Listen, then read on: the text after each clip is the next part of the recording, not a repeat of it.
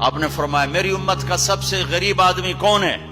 کہا جی جس کے پاس پیسے نہ ہو. کا نہیں، میری امت کا غریب وہ ہے جو قیامت کے دن بڑے بڑے عمل لے کر آئے گا، حج، نماز، روزہ، زکوٰۃ، جہاد، تبلیغ، ذکر، تلاوت، پتہ نہیں کیا کچھ، لیکن حقوق العباد برباد کیے ہوں گے.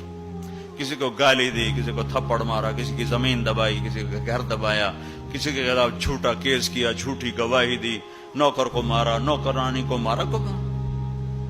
وہ سارے آ جائیں گے، یا اللہ ہمارا حق، کہے گے اتنی نمازیں دے دو، اتنے روزے دے دو، اتنے عمرے دے دو، اتنے حج دے دو، اتنا ذکر دے دو، اتنی تلاوت دے دو. وہ مائنس ہوتے ہوتے ہوتے ہوتے ہوتے وہ زیرو ہو جائے گا. ابھی حقدار باقی ہوں گے تو پھر اللہ تعالیٰ فرمائے گا ان کے گناہ اس کے سر پہ ڈالو. ساری زندگی زنا نہیں کیا اور لوگوں کے زنا سر پہ پڑ رہے، ساری زندگی شراب نہیں پی، لوگوں کی شراب سر پہ پڑ رہے، ساری زندگی جوا نہیں کھیلا، لوگوں کے جوئے سر پہ پڑ رہے. اور